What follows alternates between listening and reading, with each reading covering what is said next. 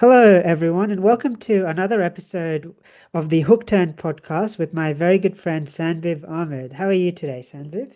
I'm doing quite well. We just finished watching the Australian Grand Prix, a great race. Yeah.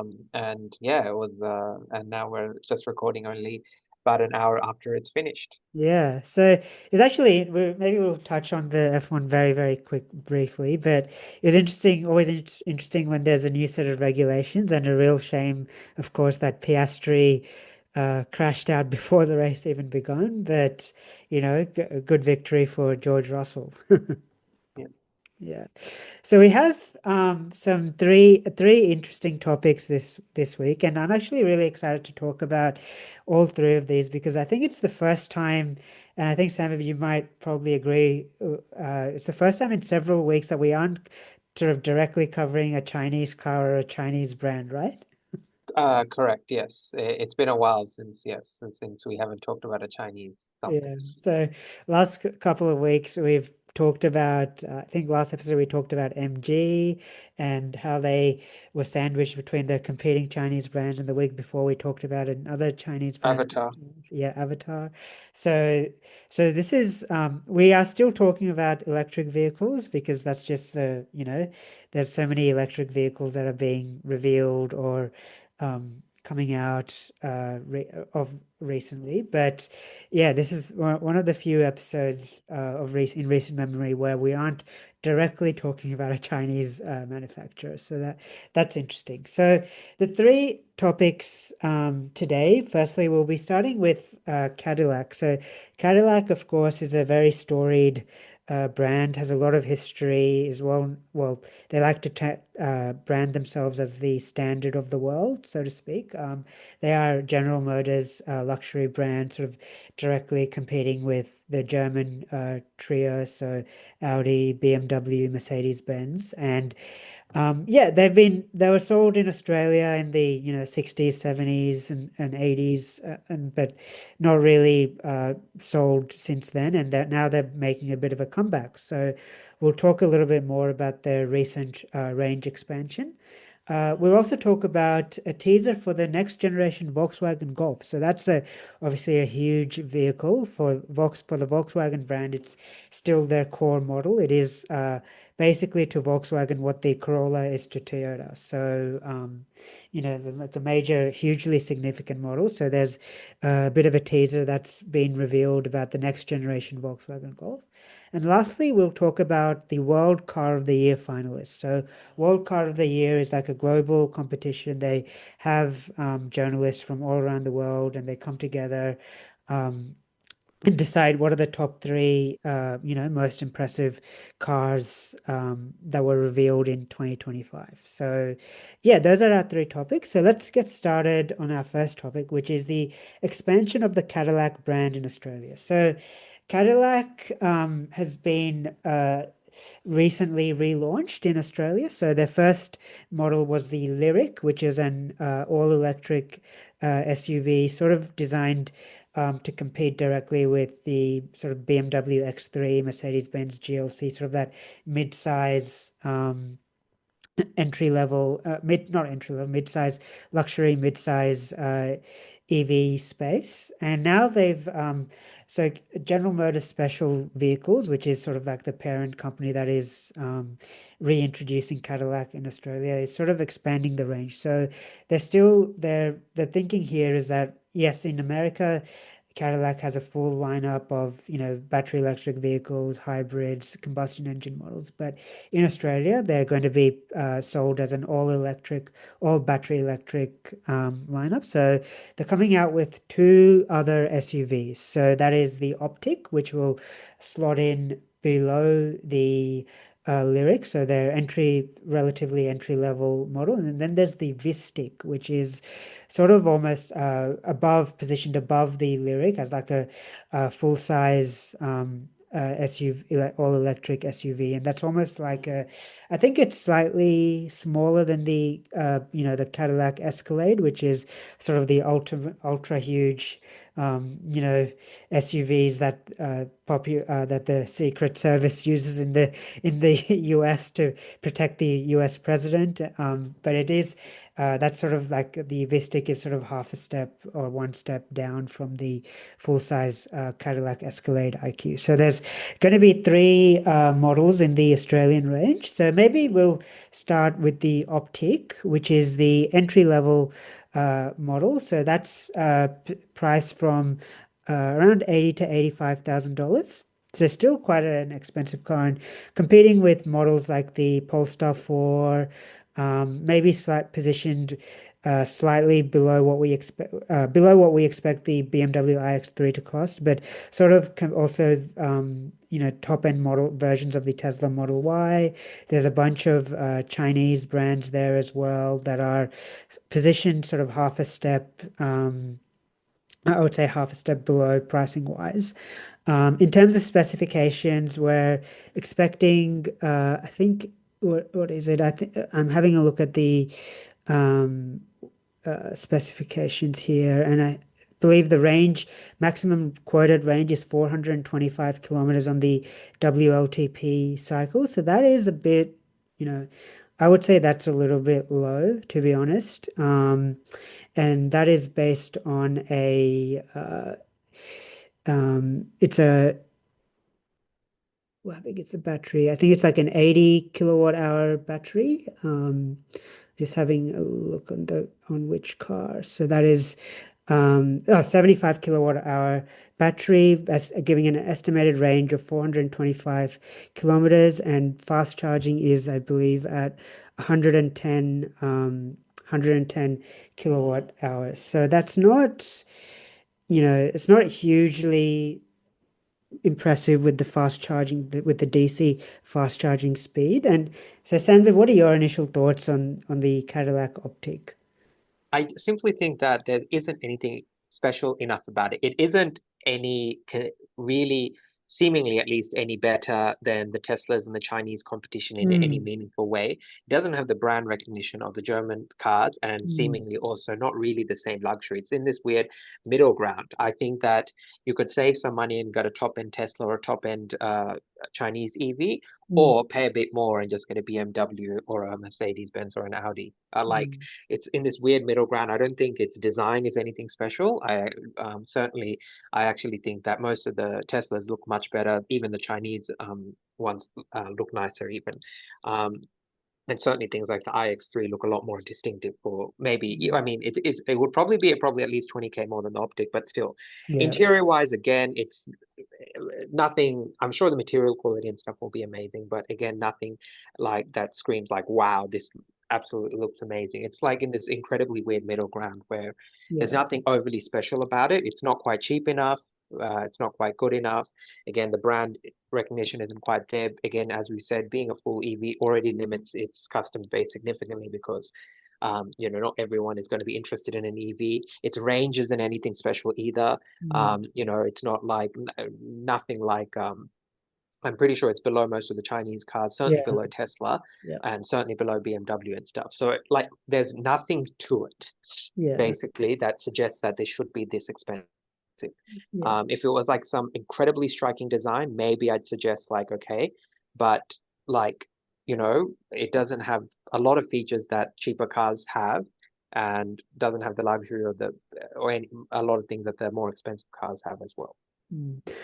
Yeah, it's interesting because, like, I've read reviews of the Lyric, which is the first model that they came out with, and a lot of the reviews were saying, yeah, the interior materials, to your point, Sam, are, not bad, but the actual build quality is still not there compared to like the German brands or even like, Volvo or Polestar. It's like they're mentioning like, creaky, squeaky panels, all of those types of issues. Like the final level of polish just isn't there, and it's unfortunate because it just reinforces that stereotype about these American brands. Like they look good in the photos, and the interior design in the photos looks good. The materials themselves look, feel soft to the touch, but then the substantive build quality just yeah, isn't there. And I think it's, I guess, yeah, I think I tend to agree with you on the Optic. Like 80 to 85,000, like I think that's more expensive than like a Model Y long range dual Yep, motor. yep.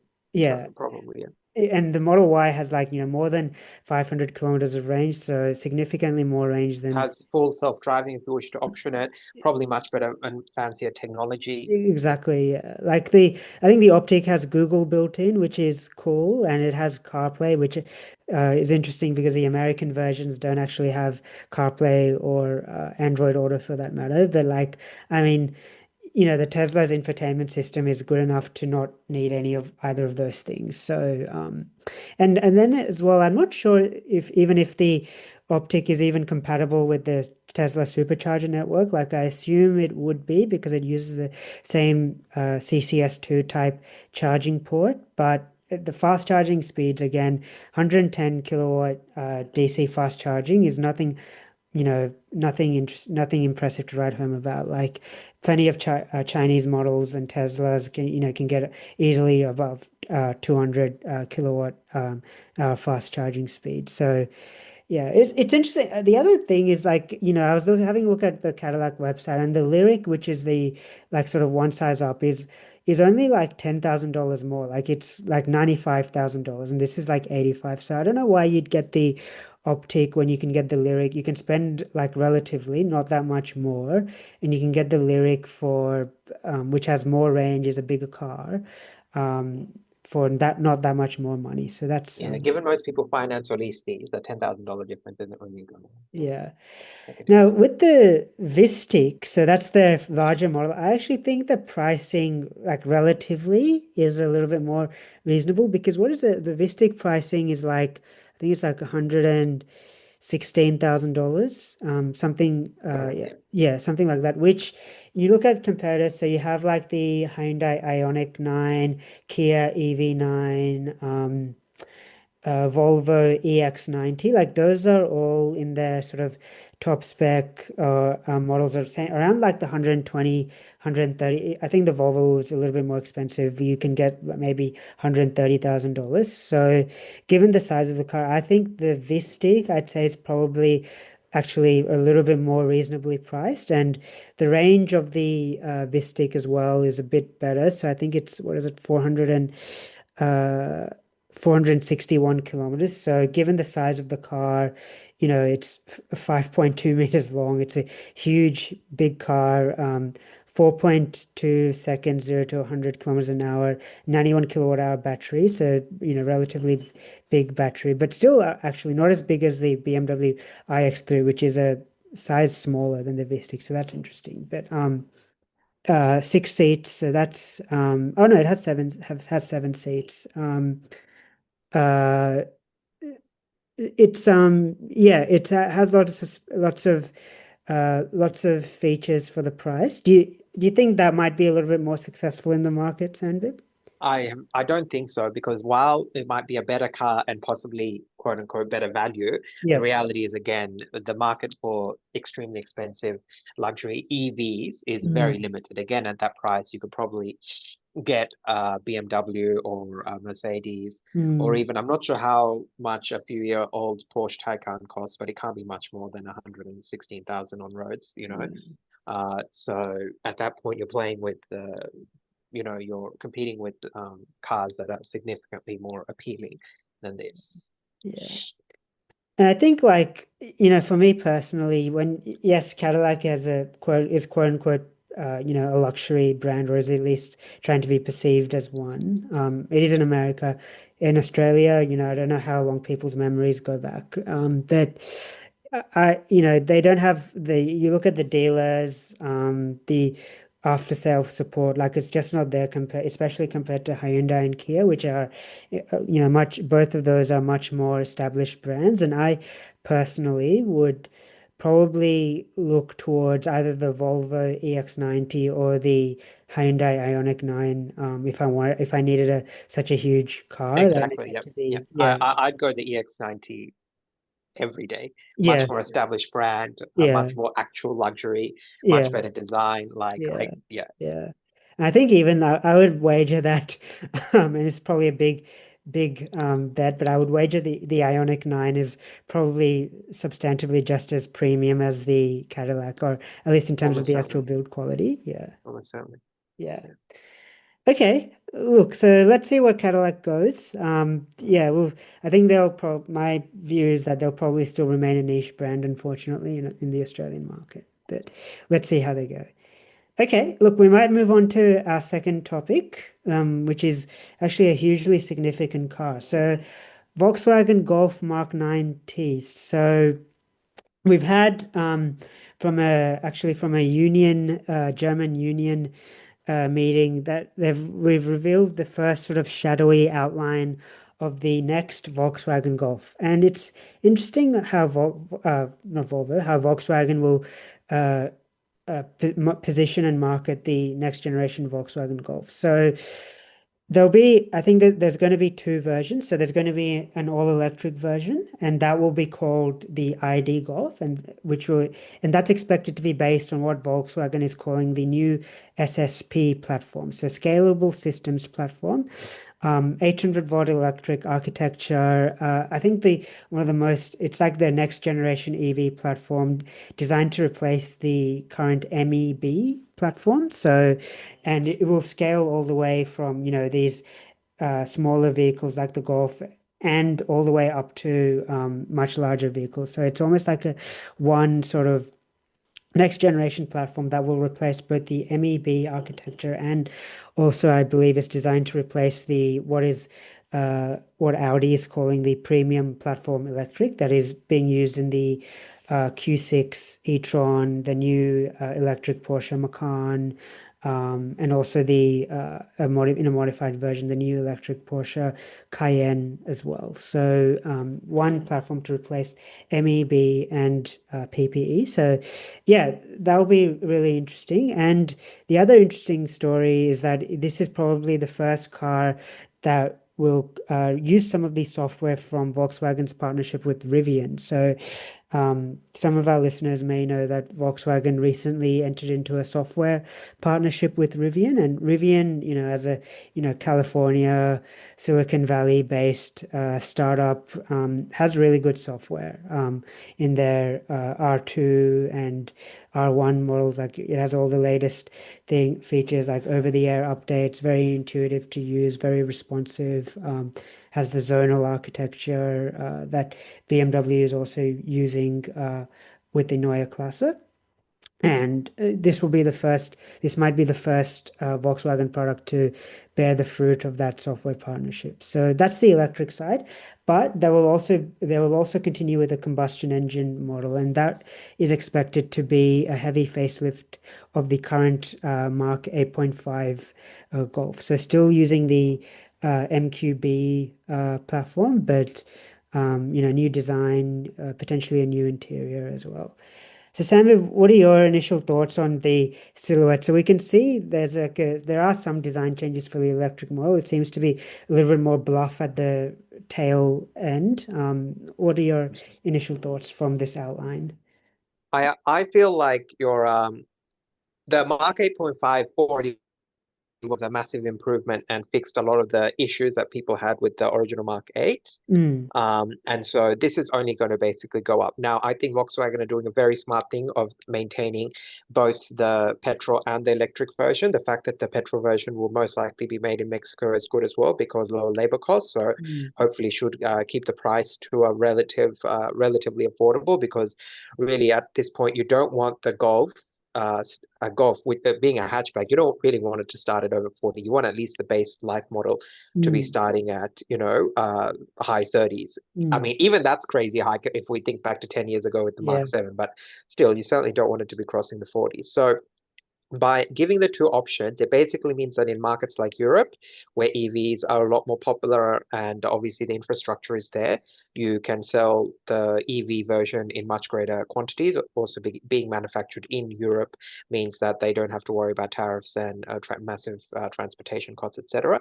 And then in markets like Australia, where EVs are not as popular, I'm sure they will still offer the electric Golf, Mm, but having that petrol option will still be a great thing because, again, I suspect in a market like Australia, the vast majority of people would still go for the petrol option.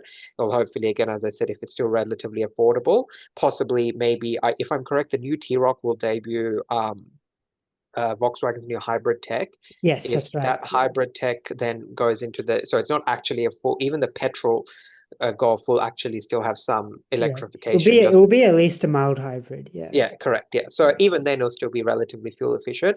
Plus, I imagine, even though they're different cars, I suspect the interiors of both the cars they'll probably keep identical, Yeah. even though they're manufactured in different places and stuff. Broadly speaking, I wouldn't be surprised if the interior they keep Mm. the same. So if we basically have all the advantages of the new electric Golf, but in the petrol version as well, again, it'll mean that people have the option of both. And if they continue improving the Golf like they did with the Mark 8.5, and again, Mm. continue transitioning to basically being like, okay, yes, improving the software through Mm. their partnership with Rivian, as you said, but also making sure that they're not they have some physical controls, which they've already brought back quite a few for the Mark 8.5, and Yeah. hopefully they'll bring back more um, for the Mark 9 Golf. I think it will do relatively well as a premium hatch. Not like it's not going to compete with the Corolla or the i30 and No. stuff, but as a more premium hatch, it might do okay. Yeah, and I think we can see that direction. Like, Mark 8, I feel like was a bit of a low point for the Volkswagen Golf. Like 7.5 was really, Mark 7.5 was really good. I still remember the days when you could get like, what was it, a 110 TSI comfort line. So Yeah, not even the base spec, but one up from the base spec for for under 30. under 30, yeah. Which is, and you look at that, and that wasn't that like when you think about it, it wasn't that long ago. Like that was like what 2020. I mean, yes, they had COVID and they did strip out a few features, but like 2019, 2018, you could get like a, Volkswagen Golf 110 TSI comfort line for under 30, like significantly under 30 grand, which were those were the heady days of having lots of options, not just sort of lower end Chinese brands for if you wanted something under $30,000. But you can see some of the Mark 8, they went all touch, very badly received, lots of issues with the infotainment. Yes, Mark 8.5, Sandra, to your point, they've reintroduced physical buttons on the steering wheel finally. They eliminated the sliding control for the temperature and everything. And I think we can see the direction that Volkswagen is going in more broadly with the new ID Polo. So that we've had the interior, we haven't had the full reveal of that car, but we have had a reveal of the production spec interior. And even then, that car, I think the new Golf will sort of have the same design philosophy broadly with the interior. So what that means is, yes, keeping those physical buttons and physical controls for the steering wheel, but also physical buttons for the air conditioning and HVAC controls. So they've brought back all of those physical buttons and everything. I think they have a rotary control for the volume as well, and so on. So I think that's a really good signal from Volkswagen as to where the new Golf will go. But yeah, I am excited. I think this will probably be when it's revealed, one of the few cars in its class, or if not the only car in its class, which is running on an 800-volt architecture. So a lot of, yes, 800-volt architectures are proliferating now. More broadly in EVs, but in the sort of low to mid end sort of space and in smaller cars, we're still running on 400-volt architectures. But 800-volt architecture in a car of this class will be very impressive. I think from that what we can expect is really good fast charging speed. So I would anticipate at least sort of 200 kilowatt hour, 200 kilowatt DC fast charging. I think the range will be significantly improved as well. So um, if they can get to sort of like that 500-kilometer range mark, I'll be pretty impressed, especially in a car of this size. Because right now, like compact electric vehicles, we can sort of see from the ID.3, the and its stablemates, Renault 5, they're sort of topping out at, I think maybe 500, 550. So.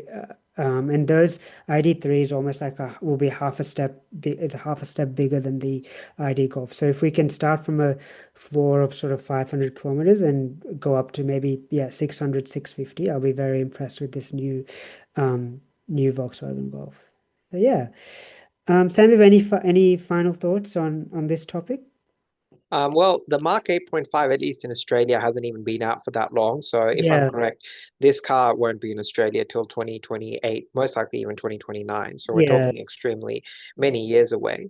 yeah. But still, it's good to see that, as we've spoken about, that petrol and hybrid Mm, will now, it won't be an EV only future, especially, which is especially important for economy cars like this. mm, And basically, it'll mean that people will still have an option when when you're buying a car in 2030 something, you'll still have the option of, do you want a hybrid, do you want full EV? And depending on who you are, and depending on your budget and your needs, mm. you will like be able to pick the car that best suits your lifestyle. Yeah. So that's very, very good. Yeah, exactly. So I think Volkswagen have realized, much like BMW, that the you need to give customers the choice of powertrains. You can't start imposing all EVs because then frankly your sales will tank. So yeah. Okay, we might move on to our final topic, which is the World Car of the Year finalists. So, this is quite an interesting story. And just for context, as we touched on at the start of the episode, World Car of the Year is where journalists from all around the world get together and they have a voting process where they decide what were the sort of three most impressive new vehicles that were launched in 2025. And they do a further uh, voting process. I think it's like a blind secret ballot, and based on the votes, they declare one of the cars as the World Car of the Year. So they do have a lot of other awards, World Car of the Year awards, like they have World Luxury Car of the Year, World Electric Car of the Year, etc. But the overall finalists from 2025 are the BMW iX3, the Hyundai Palisade, which is their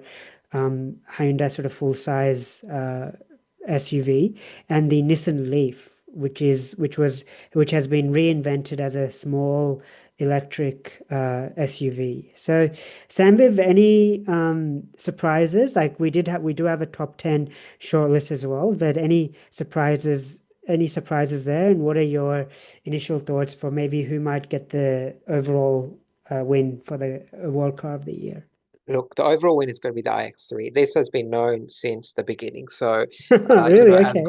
as good as the Palisade and the Leaf are, I am Yeah. surprised the Palisade is an interesting one over the Ioniq 9. But Yeah. anyway, but yes, the reality is there's no car that's been as hyped as, not revolutionary, but certainly at least doing something different Mm. in a very long time as the iX3. So it's pretty much a shoe-in. It's relatively speaking, a mainstream car as well. It's not like we're not talking as like some unattainable car Yeah. for everyone.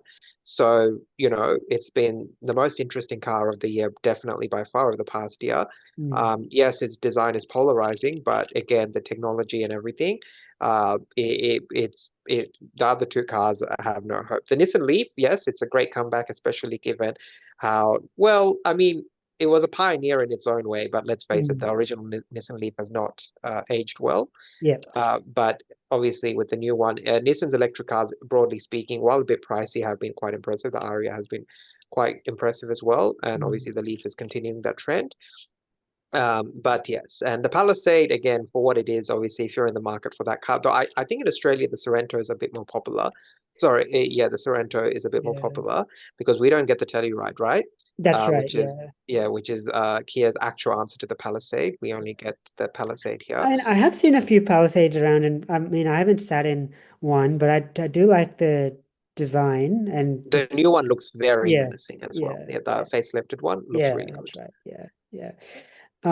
Just for our listeners, I might just read out the top 10 uh short list, which so it was the Audi Q5 slash SQ5, the iX3, BYD CL6 DMI, which is that the plug-in hybrid? I think that's the plug-in hybrid wagon, BYD Seal. So then there's the Hyundai Ioniq 9, Hyundai Palisade, Kia EV4, Kia EV5, Mercedes-Benz CLA, Nissan Leaf, and Toyota RAV4. I'm a bit surprised that the Toyota RAV4 made the list because it's not like, I mean, it is very, a very good car on paper, but it's not like revolutionary. But then I guess you can say the same about the Palisade as well. So yeah, I think in terms of my views, Sandbib, I tend to agree with you. Like out of the three finalists, the iX3 is the most sort of innovative and revolutionary, like a really all new software architecture, new design philosophy, new production philosophy as well. You know, they have gigacasting and megacasting when they're making the car. Yeah, very interesting driver concept with the panoramic iDrive system, and yeah, really really amazing electrical 800 volt electrical architecture.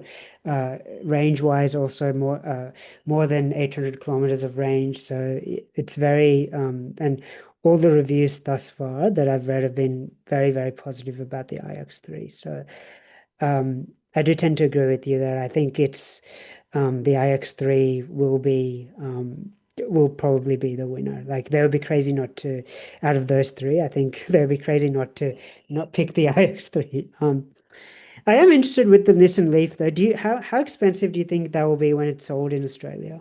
Well, I mean, the reality is, if they were actually trying to be competitive, Yeah, given the size it should be in the 40s and the high yeah, 40s. Now, the reality is, Nissan is, if we go by the pricing of the Aria, Nissan is not going to do it, and I suspect it will be in the low 50s, mm, which at that point is just completely uncompetitive. mm, Like, ultimately, you can get a Chinese car for similar value, or forget even a Chinese car, a Model 3 or something, yeah, for not much more, and it's a lot more practical, a lot more mm, a lot better, much better technology, etc. So if Nissan were able to, if it were to come to Australia, it should be starting with the price. mm, Then at least it could compete with stuff like the MG4, like a more premium version of those sorts of cars. yeah, In reality, though, I don't think that's yeah, what's going to be happening, but we'll yeah, see how it goes. yeah, Again, in Australia, we've got the luxury of so much competition for EVs, mm, which means that for manufacturers like Nissan, you're sort of stuck in this place where you can't really be as cheap as the Chinese cars, but then you can't really be pushing towards more premium electric manufacturers either, because you're still the mm, mainstream brand in Nissan. It's not yeah, like a luxury brand. yeah, So it's stuck in this sort of awkward middle ground yeah. such. So yeah, we'll see how it goes. But yeah, Yeah. I mean, I guess with the Aria, they are trying to position it as semi-premium, but really, like, Nissan is not perceived as a even a semi-premium brand by well, really anyone, to be honest, in Australia. And what is the Aria? I think it starts from just under 60,000, but then correct. if you look at the top of the range, the E-Force dual motor models, those are easily like high 60s, right? I think 66, 67. So, yeah, I think Leaf, if they want to be competitive, yes, they should start from the like mid to high 40s, and then maybe if they top out in the low sort of 50s, if they have a two sort of spec model lineup, that would probably be the best. Probably be the best sort of pricing bracket for that vehicle. But I mean, it is a solid option.